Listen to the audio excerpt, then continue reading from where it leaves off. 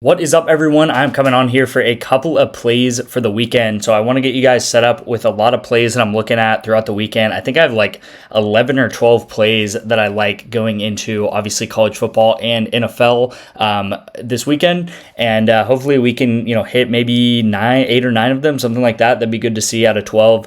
Yeah, really like today's plays. Really just like the slate of games, especially in college football. I feel like there's a lot of close games. And then honestly in the NFL, I feel the opposite. I feel like there's a lot of games that should be blowouts, like that Bills-Saints game. There's a Giants-Chargers game that it should be a blowout as well. So going to kind of like lean into some of those close games, some of those blowouts, and I'm going to be talking about that today and how I'm kind of betting around some of those game scripts that should be happening. First and foremost, I went over most of this today. We are set up. We have some setups and such going into college football tomorrow. I will say this game, Sam Levitt and Jordan Tyson, these guys go over with like the last drive of the first half, which sucks because Jordan Tyson gets like a 60 or 70 yard touchdown pass from Sam Levitt. So both these guys go over on that play alone. If that play doesn't happen, then these guys do go under, and we would have cashed I think it was like a 4.5x or something like that. And then this game right here was actually the play of the day today. And I mean, if you looked at what I talked about in today's video, I talked about Tommy Castaneos. I talked about FSU does not throw very much unless they are losing this football game. And I said, I'm telling you guys right now, he's not going over this unless he loses this football game. And they were minus 250 favorites to win this game. They were ranked 8. Virginia was unranked. I'm sure everyone agreed that they thought FSU was going to win this game. And what ends up happening? FSU ends up getting just upset, really upset. And I even said it in today's video. I said, you'll see this all over ESPN if FSU loses, and it's going to be a big upset. They storm the field, crazy stuff. At the end of the day, guys, 8 times out of 10, 9 times out of 10, I think FSU wins this game. They just, we're the worst team today, and they end up losing this game. And again, Tommy does throw for 18 completions. Going into like double or triple overtime, he only threw for 18 pass completions. So yeah, they're not a very pass-heavy team. With that being said, I guess it does happen. Upsets happen in college football all the time, I guess. And at the end of the day, I think this is a solid play. Like, I really do. I think we're putting out solid plays. What can you do when FSU's losing to Virginia on like the one time we bet Tommy to go under? It is what it is, I guess. And then we have Sam Levitt to go over, and of course he just goes way over his line there, which is nice to see. And that's what I talked about today too. I thought this game was going to be close, and I thought this was going to be very similar to this Arizona State and Baylor game. And I think the score is exactly the same, and I think what happened is exactly the same. Arizona State wins on a field goal attempt to end this game. But I mean, just quickly there, I wanted to go over some stuff. And, if you don't know what we do on this channel, we do what is called correlation, okay? So that is using correlation in college football, in League of Legends, in Valorant. So you'll see here in League of Legends, we actually take 2 overs together. If you've never been on League of Legends before, don't worry about it. I have a lot of videos kind of explaining it. But for example, here's a good example of this. I took Drew Aller and Trevor Pena to go over in this Penn State game tomorrow. And again, if Drew Aller throws a lot, then Trevor Pena is going to get a lot of receptions, right? You can see the same thing with Stockton, Colby Young, right? So this is what I do on this channel. I do a thing called correlation. Sometimes I take the overs, sometimes I take the unders. In today's video, what I'm going to go through, I'm not going to have a ton of correlation, but think about things in correlated ways, of course, and think about things of pairing things together, if that makes sense. If you guys don't know, we are profitable on my VIP on this channel. I'm up 100 units pretty much over the course of the summer. Okay, so since May 1st up until now, we're up 100 units. The past month has been very back and forth, so I would say the first maybe, if you go back to June, July, and then even the beginning of August, we were just on a crazy run, which is honestly kind of what I maybe more expect on this channel. And then past maybe month, we've just been very up and down. Maybe a month and a half, we've just been very up and down, right? We've had some weekends we've gone up 15, 20 units, and we've gone down a little bit, and then we've gone up, and then we've gone down. And again, I'm waiting for this big breakthrough type weekend, which I know we can have. If you guys don't know, I've also been doing this for like 18 or 19 months now on this channel, giving you guys picks every day. And again, we have gone up 600 units last year. So in 2024, we went up 600 units using this exact same strategy, using the bets that I'm going to pretty much give you today. Of course, there are different bets in 2024, but using the same strategies and same things that I've been doing for a while. Okay. I will say, if you like anything that I'm talking about in today's video, you can actually get into the VIP, not just for free. You're actually getting paid to get into the VIP, and it is with ONYX Odds. ONYX Odds is a great partner of mine, and what they are doing is giving out a free $100 in free picks to anyone who signs up for ONYX Odds. Okay, so I know it sounds too good to be true. It is not. You can get a free $100 in picks today.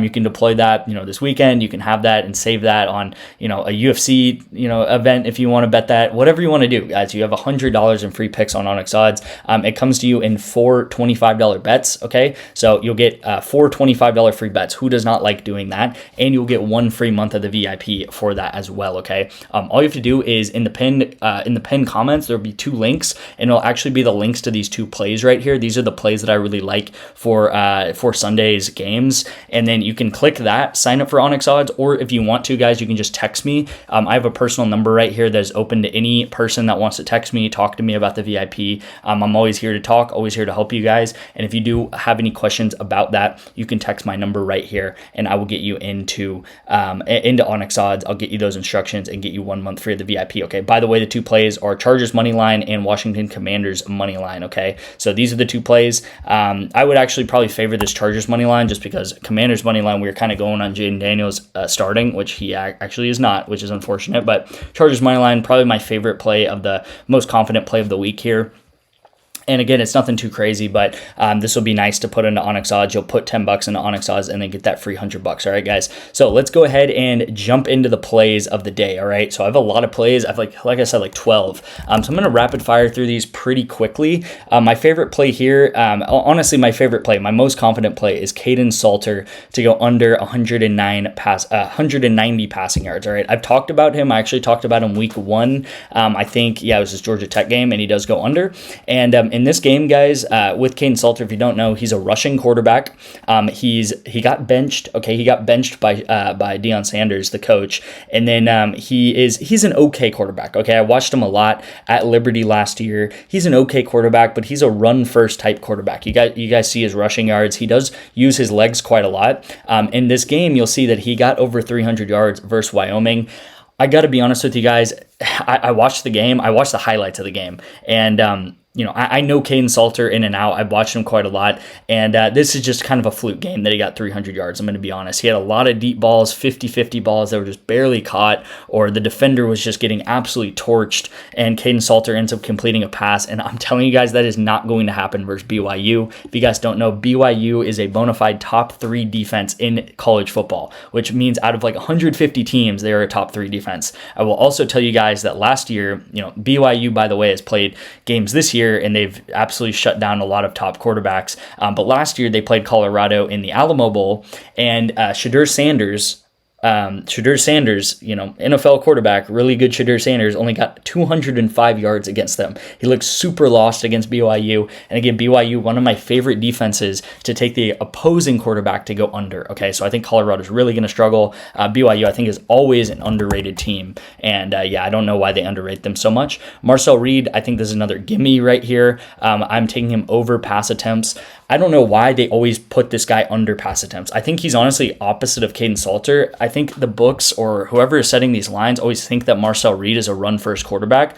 This year alone, guys, or mostly this year, they're treating Marcel Reed, and I'm talking about A&M, the A&M coaching staff, they're treating him fully pass-first. They are getting him a ton of passes. A&M undefeated this year. They just beat Notre Dame.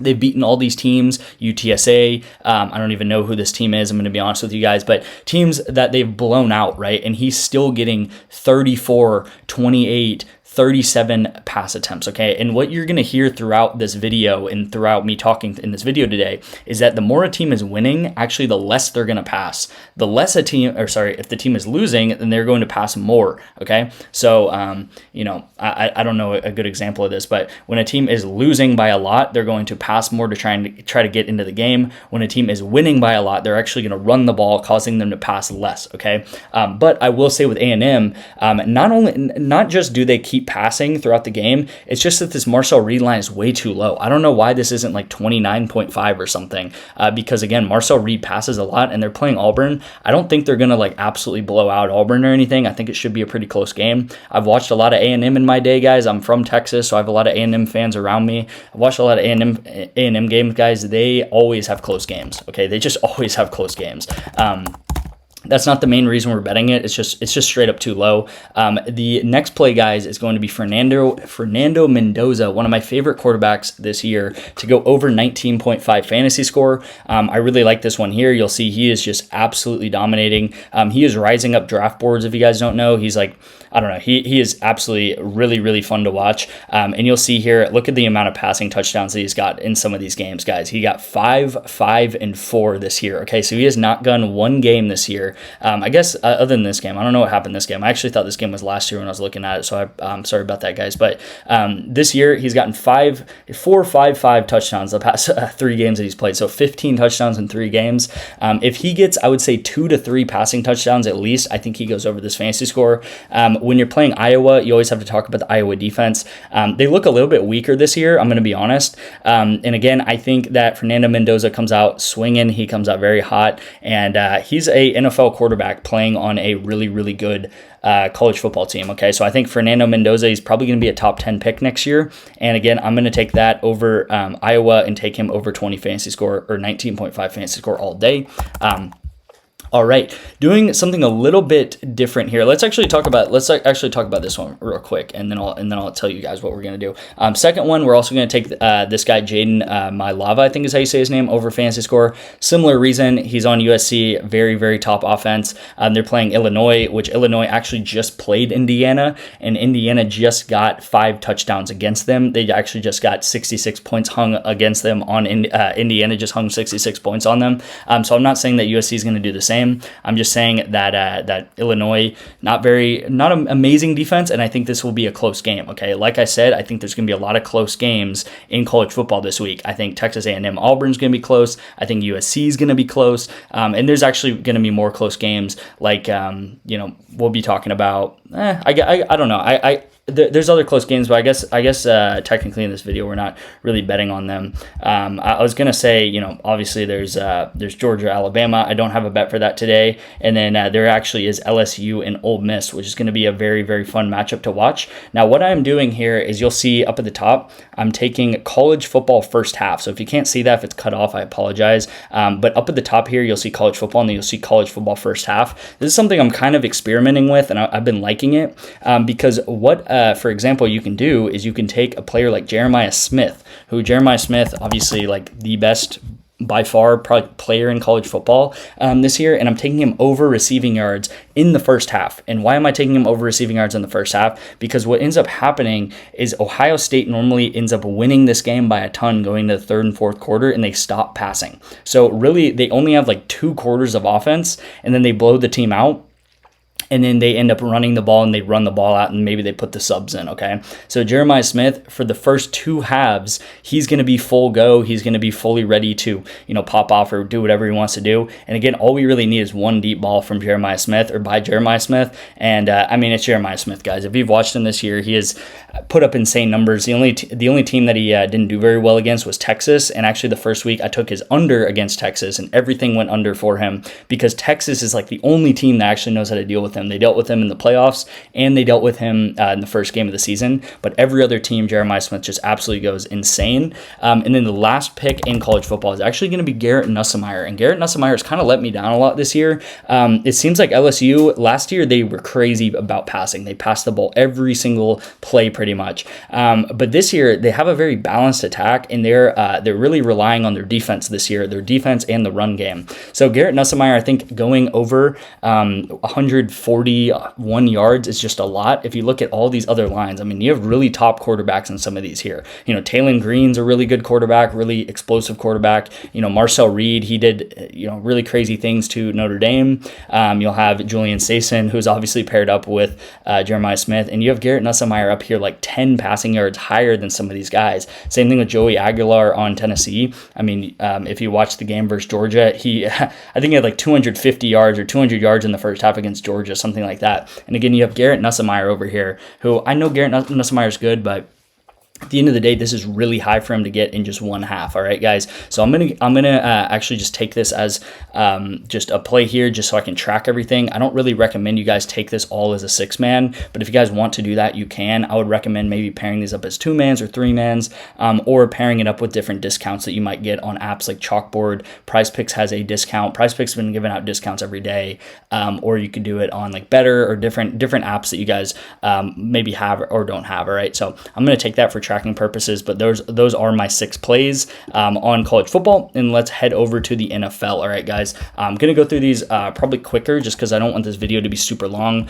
First pick is good. It's gonna be quick because I've been going over this all week. If you've been watching, Aaron Rodgers over 13 fantasy score. It's a really solid pick, guys. The only real reason why he went under this the last times, you see he barely skimmed the top of this or skimmed the bottom of this, is because he threw 2 interceptions in some of these games. So he threw 1 interception against the Patriots and then 2 against the Seahawks, and I don't think he's going to throw another interception this game. It's Aaron Rodgers. He's going to bounce back. He's known for not throwing interceptions, so that's that. Another solid pick here is going to be Romeo Doubs to go under 3.5 receptions. If you've watched, I think 2 weeks ago, I talked about Jayden Reed going under his receptions and Romeo Doubs going under his receptions. I think both of those hit. It was the game that Jayden Reed actually got injured, but Packers receivers are just kind of a mess. The only person you could really rely on that offense is Tucker Kraft. I'm taking Romeo Doubs under here. Then the next play is going to be Jackson Dart, and we're going to take him over passing attempts, okay? So as I said earlier in the video, they're playing the Chargers. Chargers are going to win this game most likely. They're playing a rookie quarterback in Jackson Dart, and Chargers look like a top 5 team.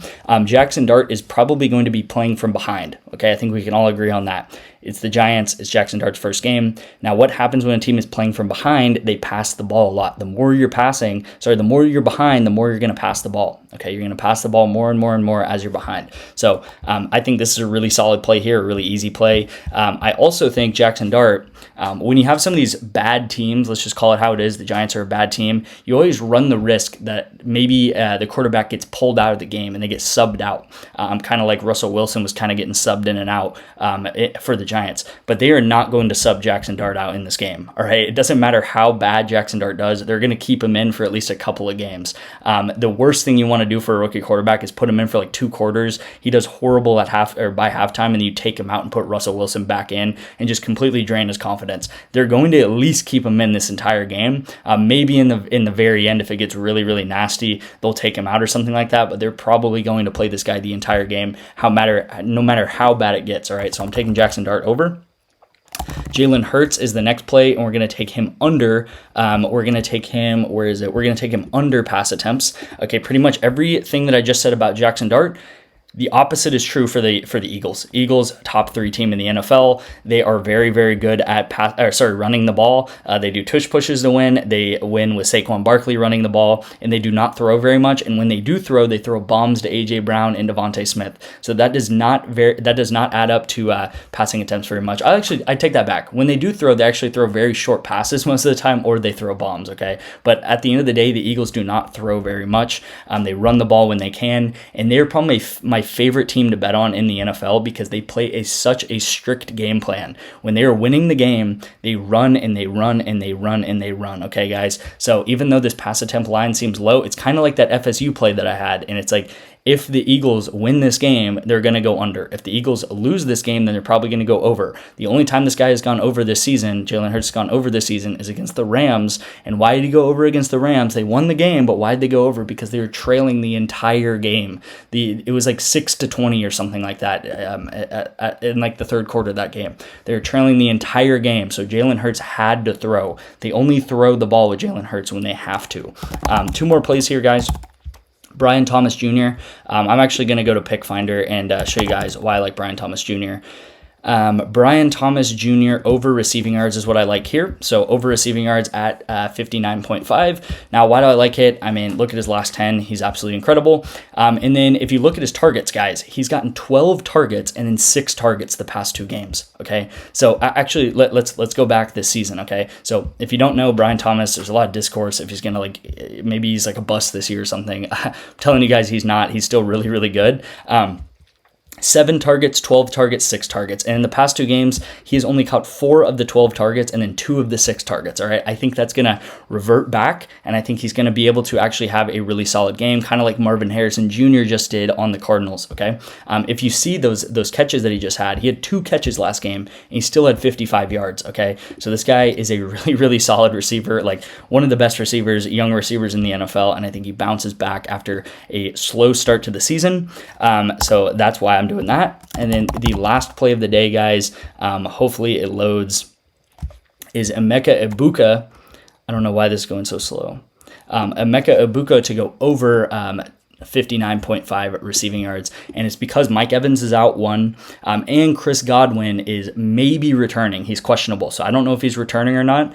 He's questionable right now with an ankle injury. I would say if Mike Evans and Chris Godwin are not in this offense, Egbuka might get 100 to 120 yards. Okay, he's going to get probably 10 to 12 targets. I really, really love Tampa Bay's offense. I love Baker Mayfield. He's been playing lights out this season, and Emeka Egbuka is the guy already kind of in Tampa Bay, at least so far as Mike Evans is out. Okay, and again, with that Chris Godwin news, Chris Godwin's either going to play on limited snaps, I think, because he's coming back from a dislocated ankle. And if you don't know dislocated ankle, it's a really bad injury, okay? He completely snapped his ankle, so I don't think he's going to be the Chris Godwin of old.